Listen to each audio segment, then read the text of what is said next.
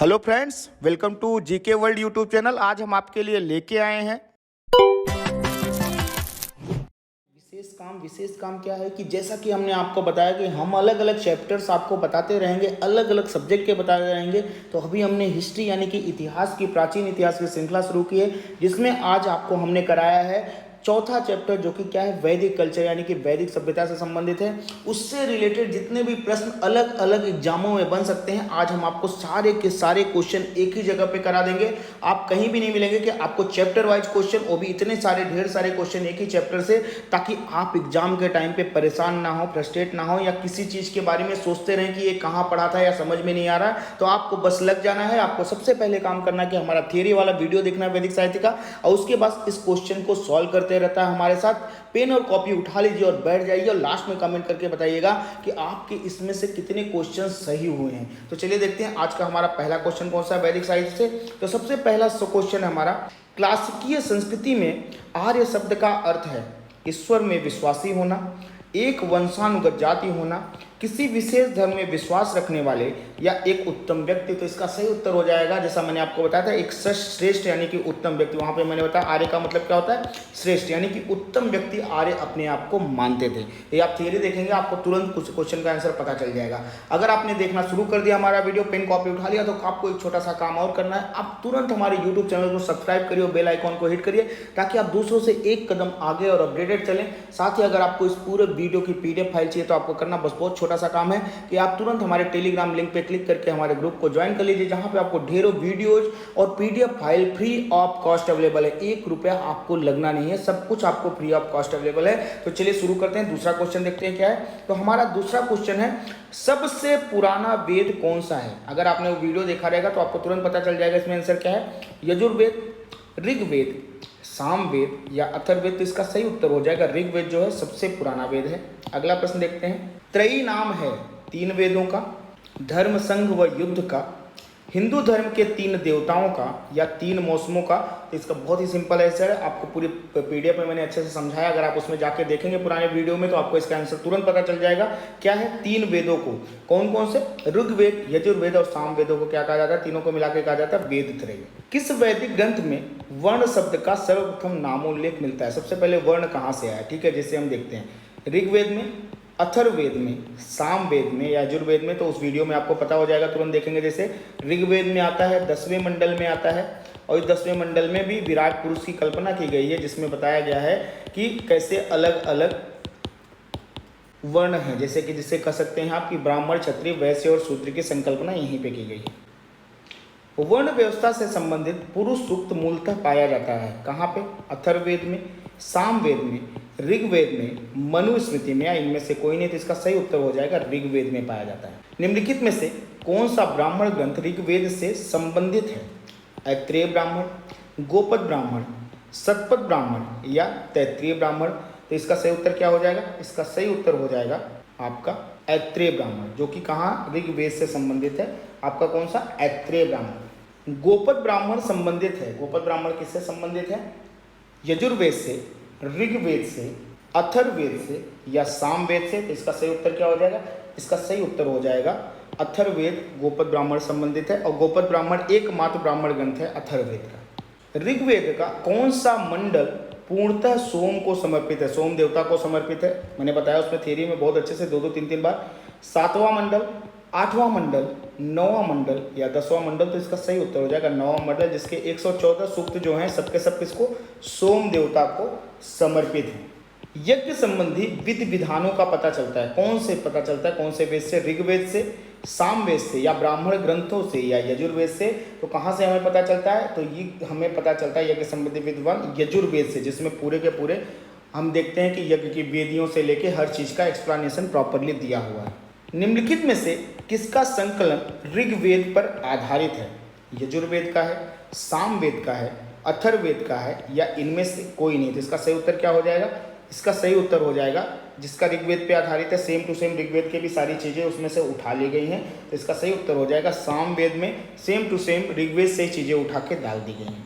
भारत के किस स्थल की खुदाई से लौह धातु के प्रचलन के प्राचीनतम प्रमाण मिले हैं। कहाँ से मिले हैं, तक्षशिला से, अतरंजी खेड़ा से, कौशाम्बी से या हस्तिनापुर से, तो इसका सही उत्तर होगा अतरंजी खेड़ा से। कितने पहले मिले हैं, जैसा कि मैंने वीडियो में बताया था 1000 BC यानी कि 1000 ईसा पूर्व इसकी प्राप्ति हुई। उपनिषद पुस्तकें हैं किस चीज़ से संबंधित? धर्म पर आधारित हैं, विधि पर आधारित हैं, योग पर आधारित हैं, या दर्शन यानी कि फिलॉसफी किस पे आधारित है? तो इसका सही उत्तर हो जाएगा दर्शन पर आधारित यानी कि फिलॉसफी, अलग अलग तरह की फिलॉसफी जो कि मोक्ष की तरफ ले जाती है उससे रिलेटेड है। निम्नलिखित में से किस एक वैदिक साहित्य में मोक्ष की चर्चा मिलती है? ऋग्वेद में मिलती है, परवर्ती संहिताओं में मिलती है, ब्राह्मण ग्रंथ में मिलती है, या उपनिषदों में मिलती है? तो इसका सही उत्तर हो जाएगा कि कहाँ मिलती है? इसका सही उत्तर हो जाएगा उपनिषद में मोक्ष की चर्चा सबसे पहले मिलती है। आध्यात्म ज्ञान के विषय में नचिकेता और यम संवाद किस उपनिषद में प्राप्त होता है? कौन से उपनिषद में प्राप्त होता है?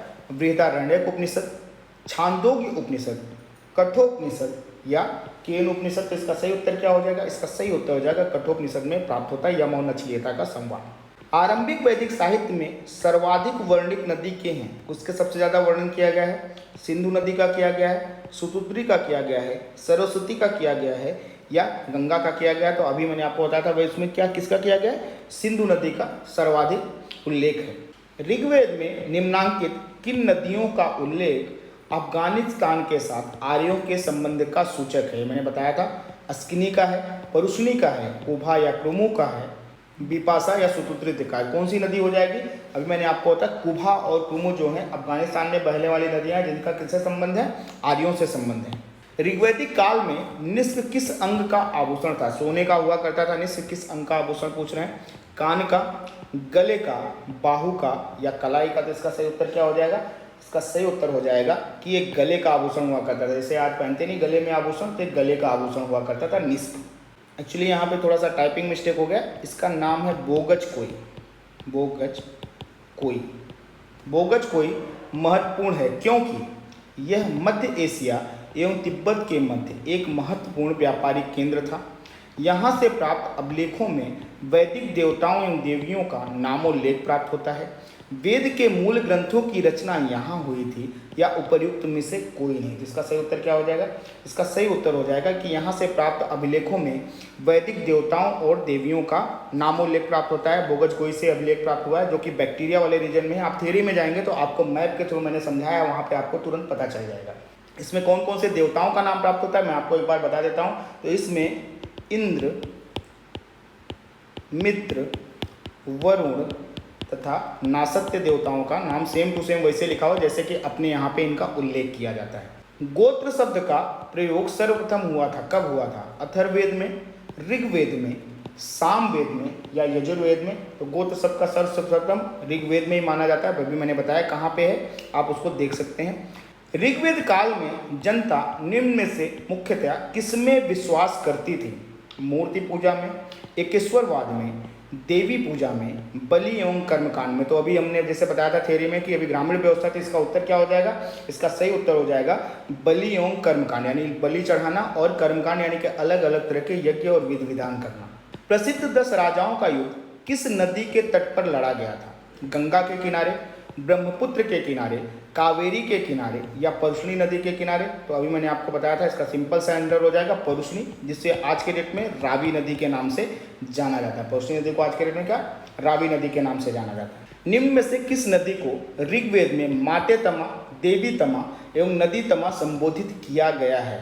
सिंधु नदी को, सरस्वती नदी को, वितस्ता नदी को या यमुना नदी को? तो इसका सही उत्तर क्या हो जाएगा? इसका सही उत्तर हो जाएगा सरस्वती नदी को। ये सारी उपाधियां मिली हुई सबसे पवित्रतम नदी मानी जाती है। ऋग्वेद में उल्लिखित यह शब्द किस कृषि उत्पाद हेतु प्रयुक्त किया गया है? जौ से, चना से, चावल से या गेहूं से? तो इसका सही उत्तर हो जाएगा इसका जौ से कनेक्शन, यानी कि जौ को यौ कहा जाता था उस टाइम। किस वेद में सभा और समिति को प्रजापति की 2 पुत्रियां कहा गया है? ऋग्वेद में, सामवेद में, यजुर्वेद में या अथर्ववेद में? तो इसका सही उत्तर हो जाएगा अथर्ववेद में सभा और समिति को प्रजापति की 2 पुत्रियां कहा गया। अगर आपको समझना है कि सभा और समितियां हैं क्या, तो आप हमारा थ्योरी वाला वीडियो देखिए, यहाँ पे आपको पूरे डिटेल में पता चल जाएगा कि सभा और समिति किसे कहते थे या उसका कार्य क्या था।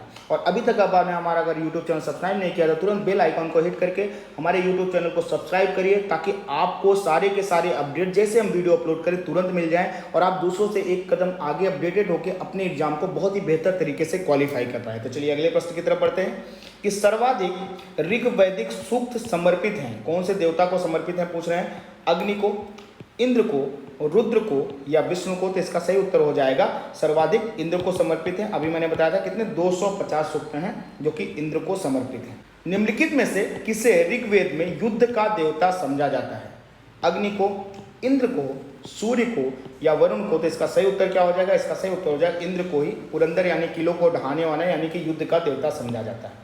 गायत्री मंत्र किस पुस्तक में मिलता है, उपनिषदों में मिलता है, भगवत गीता में मिलता है, ऋग्वेद में मिलता है या यजुर्वेद में। तो अभी मैंने आपको बहुत अच्छे से थ्योरी में समझा था कहाँ मिलता है, ऋग्वेद में इसका उल्लेख है। गायत्री मंत्र की रचना किसने की थी, वशिष्ठ ऋषि ने की थी, विश्वामित्र ऋषि ने की थी, इंद्र ने की थी या परीक्षित ने की थी। तो इसका सही उत्तर हो जाएगा इसकी रचना विश्वामित्र ऋषि ने की थी, विश्वामित्र द्वारा इसकी रचना की गई है। पुराणों की संख्या कितनी है, 16, 18, 19 या 21। तो इसका सही उत्तर हो जाएगा हमारे में 18 पुराण माने जाते हैं। महाभारत मूलतः किस रूप में जानी जाती है, यानी कि इसका दूसरा नाम क्या है, बृहद कथा के रूप में, ब्राह्मण ग्रंथ के रूप में, बृहद संहिता के रूप में या जय संहिता के रूप में। तो इसका सही उत्तर हो जाएगा जय संहिता के रूप में इसको जाना जाता है। सत्यमेव जयते शब्द किस उपनिषद से लिए गए हैं, मुंडकोपनिषद, कठोपनिषद, छांदोग उपनिषद या इनमें से कोई नहीं। तो इसका सही उत्तर हो जाएगा मुंडकोपनिषद से सत्यमेव जयते लिया गया है। वैदिक काल में किस जानवर को अघन्या माना गया है, अघन्या का मतलब जिसे मारा नहीं जा सकता, बैल को, भेड़ को, गाय को या हाथी को। तो इसका सही उत्तर हो जाए गाय को अघन्या माना जाता है। ऋग्वैदिक काल के प्रारंभ में निम्न में से किससे महत्वपूर्ण मूल्यवान संपत्ति समझा जाता था, भूमि को, गाय को, स्त्रियों को या जल को। तो अभी गाय को बहुत ही पवित्र माना जा रहा है, अघन्या माना जा रहा है, इसलिए इसका सही उत्तर क्या हो जाएगा, गाय हो जाएगा। संस्कारों की कुल संख्या कितनी है, 10 है, 12 है, 15 है या 16 है। तो हमारे में 16 संस्कार माने जाते हैं, अलग अलग तरह के, जैसे मृत्यु से संबंधित है, जन्म से संबंधित है, क्रियाकलाप कैसे कैसे आप जन्म से मृत्यु तक करेंगे, ऐसे ऐसे 16 संस्कार माने जाते हैं। जीविकोपार्जन हेतु वेद वेदांग पढ़ाने वाला अध्यापक कहलाता था, क्या कहलाता था, आचार्य, अध्वर्यु, उपाध्याय या पुरोहित। इसका सही उत्तर हो जाएगा इसे उपाध्याय कहा जाता था, जो कि वेद वेदांग पढ़ा के अपना जीवन चलाता था। तो आज वैदिक कल्चर से रिलेटेड सारे के सारे क्वेश्चन हमने आपको करा दिए। इससे बाहर आपको एक क्वेश्चन नहीं मिलना है, किसी भी एग्जाम में आप टैकल कर सकते हैं क्वेश्चंस को। तो आपको बस करना एक काम है कि आप तुरंत हमारे यूट्यूब चैनल को सब्सक्राइब करिए और बेल आइकॉन को हिट करिए, ताकि आपको लेटेस्ट अपडेट हमेशा प्राप्त होते हैं। साथ ही हमारे फेसबुक पेज को भी फॉलो कर सकते हैं। और आपको इस पूरे वीडियो की PDF फाइल चाहिए तो आप हमारा टेलीग्राम लिंक क्लिक करके हमारे ग्रुप को ज्वाइन कर लिए, जहाँ पे ढेरों PDF और वीडियोज आपको फ्री ऑफ कॉस्ट अवेलेबल है। आज के लिए आप सभी का बहुत बहुत धन्यवाद।